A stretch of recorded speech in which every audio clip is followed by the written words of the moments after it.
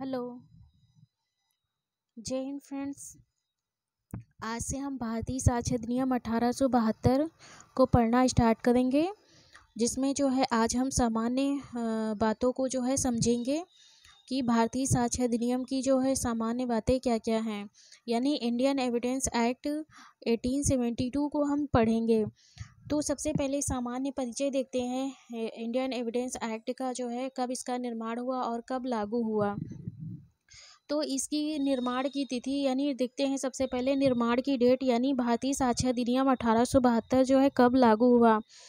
तो भारतीय साक्ष्य अधिनियम 1872 की जो निर्माण की डेट है वो 15 मार्च 1872 है। 15 मार्च 1872 को भारतीय साक्ष्य अधिनियम का निर्माण जो है हुआ, और ये अधिनियम संख्या इसका जो है 1 है, यानी 1।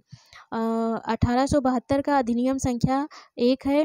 और जो है भारतीय साक्ष्य अधिनियम की जो है प्रवर्तन तिथि क्या है, यानी डेट ऑफ इन्फोर्समेंट, या इन्फोर्समेंट की डेट क्या है, या लागू होने की तिथि क्या है। तो 1 सितंबर 1872 को जो है भारतीय साक्ष्य अधिनियम जो है लागू कर दिया गया था। अब इसमें देखते हैं कि भारतीय साक्ष्य अधिनियम 1872 में जो है कितने धाराएं और कितने अध्याय दिए गए हैं।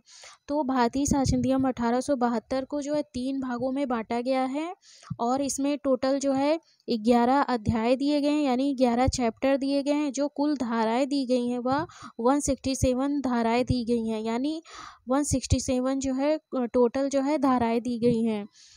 इसमें जो है अगला जो प्रश्न हम देखते हैं वह है कि जो है भारतीय साक्ष्य अधिनियम 1872 का जो है सबसे बड़ा जो है अध्याय वह कौन सा है। तो भारतीय साक्ष्य अधिनियम का सबसे बड़ा अध्याय या चैप्टर जो है चैप्टर यानी 2 है, यानी अध्याय 2 है, जिसमें धारा 5 से लेकर 55 तक में दिया गया है। तो दूसरा प्रश्न ये भी बनता है कि भारतीय साक्ष्य अधिनियम का सबसे छोटा अध्याय कौन सा है। तो सबसे छोटा अध्याय जो है वह है अध्याय 11। अध्याय 11 में जो है केवल एक ही धारा दी गई है, वह धारा है 167। और इसमें जो है भारतीय साक्ष्य अधिनियम में यह प्रश्न भी बनता है कि सर्वप्रथम संशोधन कब हुआ था। तो भारतीय साक्ष्य अधिनियम में जो सर्वप्रथम संशोधन हुआ था वह सन 1938 में हुआ था। 1938 में जो प्रथम संशोधन हुआ था उसके तहत जो है, या 1938 में जो है धारा 2 यानी भारतीय साक्ष्य अधिनियम 1872 की जो धारा 2 है उसको जो है निरसित कर दिया गया था। प्रथम जो है साक्ष्य अधिनियम संशोधन द्वारा जो है निरसित कर दिया गया था धारा 2 को। तो ये भी जो है बहुत ही इम्पोर्टेंट प्रश्न है, जो है कि प्रथम संशोधन जो है 1938 में हुआ था। अगला प्रश्न ये बनता है कि जो है कौन सी ऐसी धारा है जो भारतीय साक्ष्य अधिनियम में जो है अब मतलब कि यूज़ में नहीं या उपयोग नहीं की जाती, या जिसको अवैध घोषित कर दिया गया है। तो भारतीय साक्ष्य अधिनियम की धारा 113 को प्रीवी काउंसिल ने 1876 में ही जो इसको अवैध घोषित कर दिया था, जो अब जो है मतलब इसका कोई भी उपयोग भारतीय साक्ष्य अधिनियम में नहीं है। तो वह जो केस है दामोदर गोवर्धन बनाम जो है देवराम कांजी का मामला है, जिसमें 1876 में जो है प्रीवी काउंसिल ने धारा 113 को जो है अवैध घोषित कर दिया गया था। अगला प्रश्न जो है यह बनता है कि जो है इंडियन एविडेंस एक्ट को जो है भारतीय संविधान की जो 7वीं अनुसूची दी गई है, 7वीं अनुसूची में जो 3 लिस्ट दी गई है, यानी 3 सूचियां दी गई हैं, उसमें किस सूची में रखा गया है। तो पहला प्रश्न यह है कि भारतीय साक्ष्य अधिनियम को संविधान की 7वीं अनुसूची की जो तीसरी सूची समवर्ती सूची दी गई या कनकरेंट जो लिस्ट दी गई है उसमें रखा गया है, यानी कनकरेंट लिस्ट का विषय है भारतीय साक्ष्य अधिनियम, और प्रविष्टि नंबर यानी 12 यानी एंट्री नंबर जो है 12 में जो है भारतीय साक्ष्य अधिनियम को रखा गया है। यह प्रश्न भी जो है बन चुका है कि एंट्री नंबर जो है समवर्ती सूची का जो एंट्री नंबर 12 है, इसको याद रखना कि एंट्री नंबर 12 में जो है दिया गया है। अगला प्रश्न बनता है कि भारतीय साक्ष्य अधिनियम जो है किन मामलों में लागू होता है, आपराधिक मामलों में या सिविल मामलों में। तो भारतीय साक्ष्य अधिनियम जो है वह आपराधिक मामलों और सिविल मामलों दोनों में समान रूप से लागू होता है, लेकिन लेकिन विधि का यह पूर्ण नियम नहीं है। इसकी कुछ धाराएं अपवाद हैं। जैसे कि कुछ ऐसी धाराएं हैं भारतीय साक्ष्य अधिनियम में जो केवल सिविल मामलों में लागू होती हैं, कुछ ऐसी धाराएं हैं जो केवल क्रिमिनल मामलों में लागू होती हैं या आपराधिक मामलों में लागू होती हैं।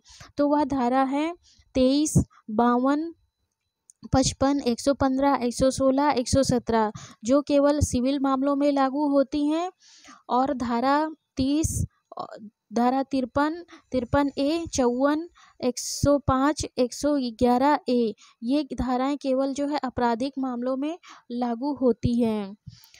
अगला प्रश्न यह बनता है कि जो भारतीय साक्ष्य अधिनियम 1872 है, इसका ड्राफ्ट जो है किसने तैयार किया था? इसका ड्राफ्ट जो है वह सर जेम्स स्टीफन ने तैयार किया था। तो इस प्रश्न को भी याद रखना पड़ेगा। अगला जो प्रश्न बनता है कि भारतीय साक्ष्य अधिनियम जो है कैसी विधि है, यानी प्रक्रियात्मक विधि है या सारवान विधि है? तो भारतीय साक्ष्य अधिनियम जो है यह जो है प्रक्रियात्मक विधि है, यानी प्रोसीजरल लॉ है।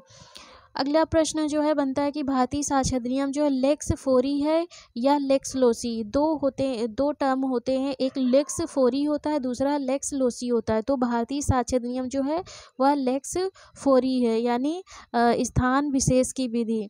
इसका अर्थ यह हुआ, इसका अर्थ हम समझते हैं। लेक्स मतलब होता है लॉ, फोरी मतलब होता है फोरम यानी स्थान, यानी लॉ मतलब विधि, यानी स्थान विशेष की विधि। इसका मतलब यह हुआ कि जो है यदि कोई घटना इंग्लैंड में होती है और उसका ट्रायल जो है भारत में करना है, तो जो साक्ष्य लिया जाएगा वह भारतीय विधि के तहत लिया जाएगा, ना कि इंग्लैंड की विधि के तहत। यानी जो साक्ष्य विधि है वह लेक्स फोरी है, यानी स्थान विशेष की विधि। जहाँ इसका ट्रायल किया जाएगा उसी विधि के तहत जो है एविडेंस लिया जाएगा। और लेक्स लोसी का मतलब होता है स्थानीय विधि। स्थानीय विधि मतलब वह विधि होती है जो किसी मतलब कि किसी विशिष्ट स्थान में लागू होती है, यानी लोकल लॉ। जैसे कि यूपी रेवेन्यू कोड हो गया, यूपी रेंट कंट्रोल एक्ट हो गया, जो केवल यूपी में लागू होता है और अदर स्टेट में लागू नहीं होता है। तो ये लेक्स लोसी हो गया, यानी लोकल लॉ। इस प्रकार हम जो है जितनी भी सामान्य मतलब की बातें थी भारतीय साक्ष्य अधिनियम की, इस वीडियो में जो है हमने समझाने का प्रयास किया। अगले वीडियो में जो है हम चैप्टर वाइज जो है इंडियन एविडेंस एक्ट 1872 को जो है पढ़ना जो है स्टार्ट करेंगे।